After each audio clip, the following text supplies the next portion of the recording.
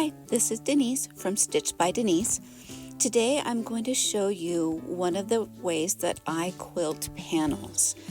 A lot of times people are looking for ideas of a way to quilt panels other than just doing an edge to edge over it.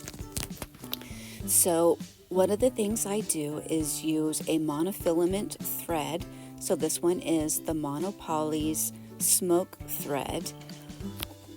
I like to use it because it doesn't pull too much focus away from what you're quilting over. And usually there's a lot of different colors in what you are quilting, so it's hard to choose something that blends in, especially when you have, like in this one, there's full black and bright white. So it's hard to choose a color in there that will work for both. So the strategy I try to employ the most is just kind of highlighting the different levels of elements within the panel. So in this one you can see there's the rocks, there's the water, and there's the fish. So we don't need to outline every single line, but where it's an obvious change in level or change in depth, then we do want to accentuate that. So you can see I'm swirling, going to the swirl here because that looks like a change in depth.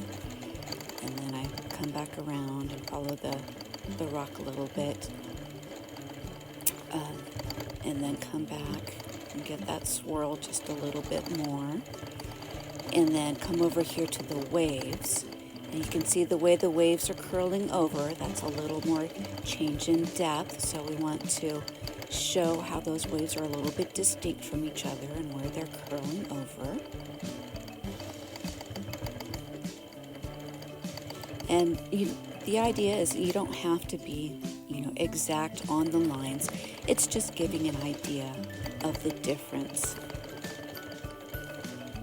So you can see there's the edge of the rocks. You can kind of see it in there. It just gives a little bit of depth, adds a little visual interest without taking away from the design in the panel.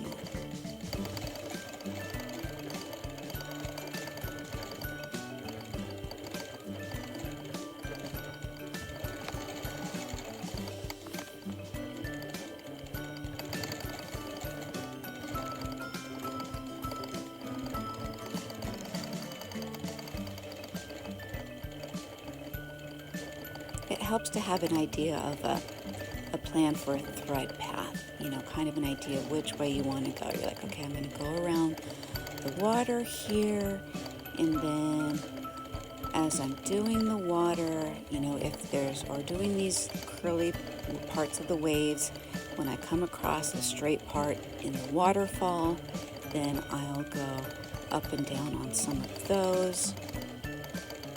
So as I move across there, come around, it's like, okay, I'll go up and down on these parts of the waves, and curl back around.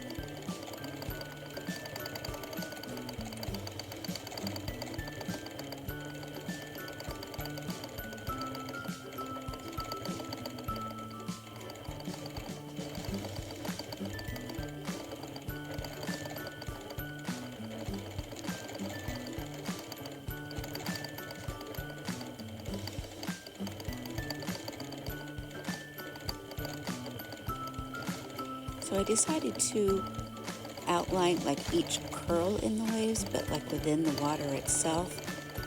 I don't do every single line, just to get an idea.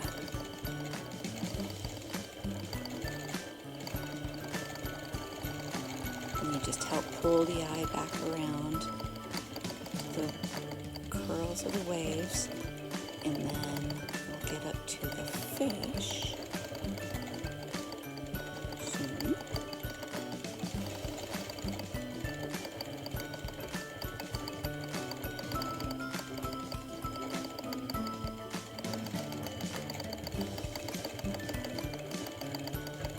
And then with the fish, I decided not to do every single line within the fish, just to highlight the outline of it. Just to illustrate the difference in depth between the fish and the water around it. And it's hard to tell, a little hard to tell on here, but this black stripe that is going through the panel here is actually on an angle. So I do use my straight edge when to help guide me when it's more than an inch or so along that edge to make sure I have a nice straight edge. So if you're moving side to side or up and down, you can see I don't always use a straight edge to help guide me, but when it's on a diagonal, then yeah, if it's any more than just, a half inch or an inch, then I really need that straight edge to help make sure it stays a nice, straight, even edge.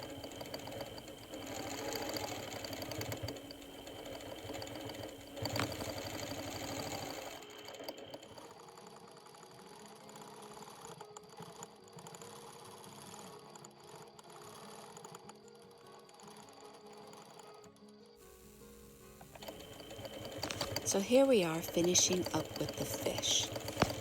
I decided to mostly just outline the fish and stitch along some of the major elements to help give a little more definition to it. It helps to draw the eye around, and it really helps that fish pop.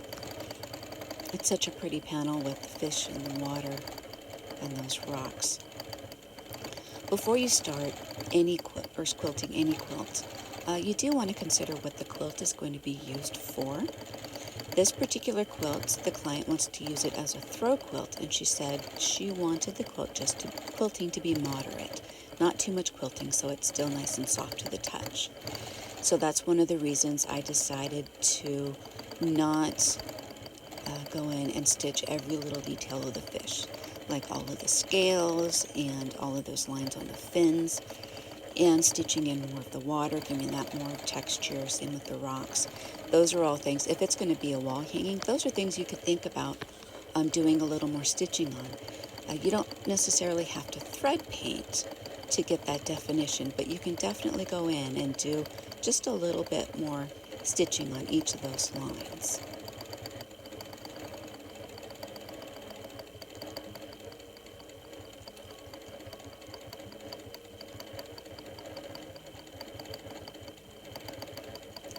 So here we go with the finished quilt. You can see just some of the definition. You can see just a little bit more depth there where I've stitched it down.